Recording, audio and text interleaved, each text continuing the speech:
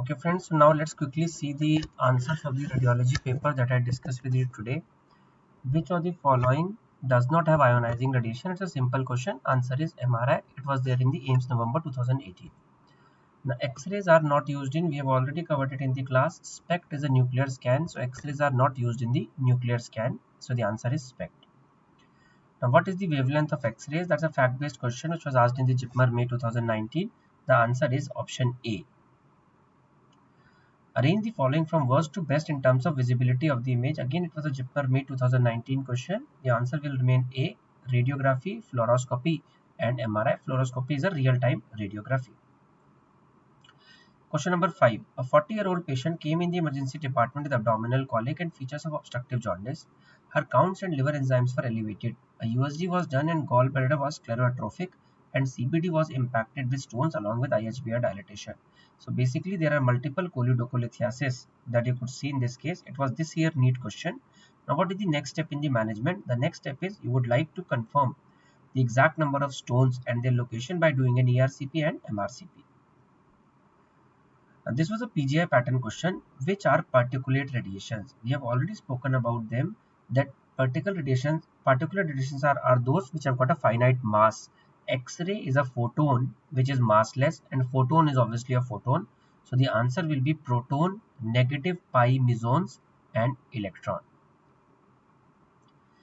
Which of the following statement regarding tungsten, when it is considered as the material for the X-ray tube, is false? We know that because of its high melting point it is used, so the answer is B.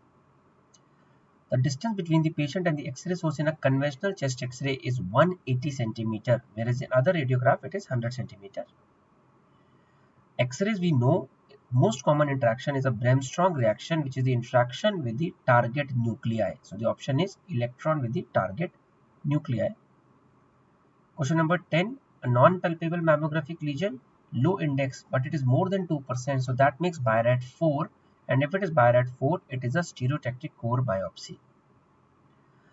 Investigation of choice for varicose veins will be Doppler, because you need to see the varicose veins as well as you need to see the perforators in which you might need to see the reversal of the flow. The best answer is duplex, which is B mode ultrasound plus Doppler. But if you have to select the single best answer, Doppler will remain the best answer. Best investigation for pericardial effusion is 2D echocardiography, whereas valvular motion will be seen on M mode. MUGA is for ventricular function. It has nothing to do with the pericardial effusion. Most appropriate investigation to be done to confirm a malignant carcinoma head of pancreas, we have already discussed in the class. It is endoscopic ultrasound guided FNAC, because you can go to that lesion and you can take out the sample from that area.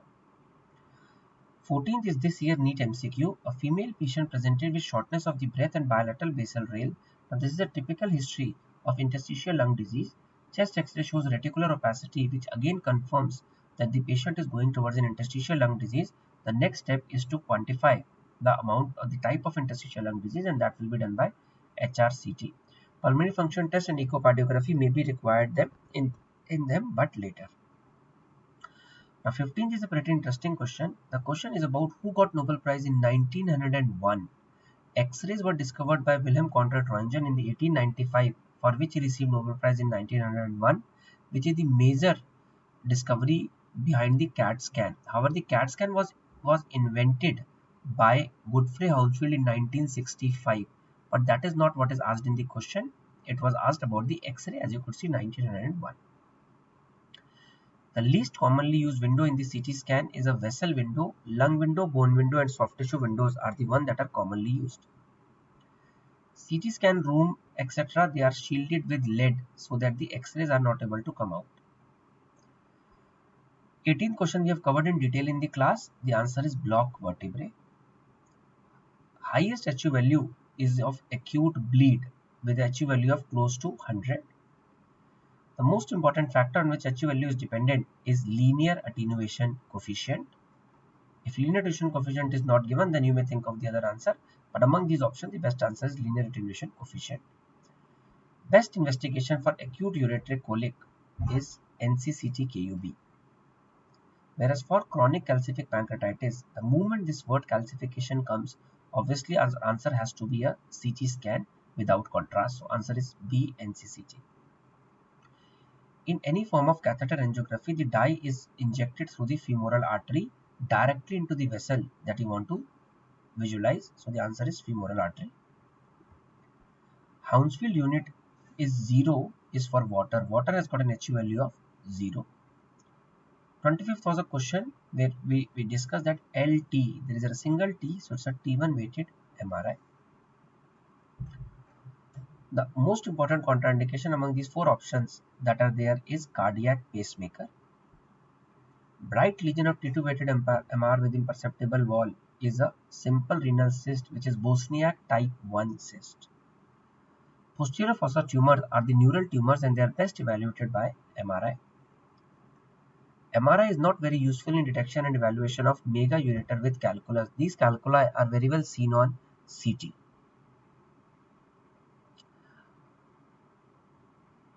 On MRI, this statement is correct. CSF is white on T2 is correct. Fat is hypointense on T1. No, fat is hyperintense on T1. Melanoma hyperintense on T1. That is correct. Gray matter appear gray on T1. That is correct. Fat hyperintense on T2. That is also correct. So, fat hypointense on T1 is the only choice that is wrong. All 4 are correct. 31 is again a PGI pattern question. In MRI, which of the following are bright on both T1 and T2 weighted MRI? So, please remember, subacute hemorrhage, we have done that, is bright on both T1 and T2, and fat. Now the biggest mistake that most of you have done is melanin. Melanin is white on T1 but hypointense on T2. So that will not be the answer. Answer will be A and C. Calcified hematomas are not very well seen on MRI. Calcifications are best seen on CT. Pancoast tumor, because of the involvement of the neural tissue, is staged on MR. Epiphyseal enlargement is a feature of juvenile rheumatoid arthritis. Now, those who have marked the rickets, now please remember, in rickets you do not see epiphyseal enlargement. Now, what is seen in the rickets is epiphyseal widening. The gold standard for the diagnosis of osteoporosis is DEXA, which is dual energy X-ray absorptiometry. In screening mammography, malignancy will be seen as a speculated microcalcification. Gadolinium is used in MR. It was an easy question. Among these 4 dyes, iohexol is the non-ionic dye. Amount of blackening is determined by MAS. MAS determines the amount of backling or the film density, whereas KBP tells you penetration. Among these, most important investigation for the evaluation of common bile duct is MRCP. The nuclear scan which is used for the imaging of pancreas is a selenium methionine scan. Investigation of choice for the assessment of severity of acute pancreatitis is a contrast enhanced CT where we assess the pancreatic necrosis. Fluid is best seen on ultrasound and minimal ascites will be best seen on ultrasound. Investigation of choice to diagnose acute ischemic stroke is MRI. Since it is already written ischemic, that means the CT has already been done and now MRI will be used for the confirmation of acute ischemic stroke. A patient is suspected to have vestibular schwannoma, a neural tumor. The investigation of choice is gadolinium enhanced MRI. Which of the following statement is false regarding the marked structure of the given CCT of the chest? As you could see, A is the right brachiocephalic vein, B is the brachiocephalic trunk, D is the left common carotid, and E is the subclavian artery, whereas C is the left brachiocephalic vein. So A joins with C to form superior vena cava, that is right.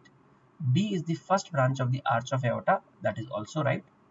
D passes through foramen transversarium and form basilar artery, that is wrong. Common carotid artery does not pass through the foramen transversarium, rather it is the vertebral artery that passes through it. And E is commonly involved in Takayasu arthritis, that is also a right statement. It is a common vessel which is involved in Takayasu arthritis. Now 47 is a typical newer multiple completion type Ames pattern question.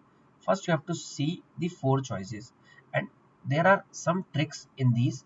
Now the trick is that do not look at this, first look at the choices. Now what does the choices say? See, 1, 2, 3 are correct, 2, 4 are correct, 2, 3, 4 are correct, 1, 2, 3, 4 incorrect. That means that you are not supposed to put brain on the second choice. Second choice is definitely correct. Now let us see what is the second choice. B is involved in Mondini's dysplasia. So whether you know it or not, this is true. Do not put your brain into that. A connects midbrain to cerebellum. So please remember, A is the middle cerebellar peduncle which connects cerebellum to pons. So A is wrong. A is wrong, 2 is right. Now if A is wrong, 2 is right. So 1 and 4 are out and 2 is definitely right. So now I'm not bothered about 4 because 4 is also correct. 4 is definitely correct. So only thing that I have to see whether 3 is correct or not. C is present in prepontine cistern. If this is pons, if this is pons, this is prepontine cistern, and the basilar artery is present in the prepontine cistern. So the answer is C. 2, 3 and 4 are correct. In the given endoscopic ultrasound image, which of the marked structure represents submucosa? So it is the third layer, which is the hyperechoic layer, which represents submucosa. 49. Scenario in which CT scan does not require contrast medium. For the calculus, you do not need contrast.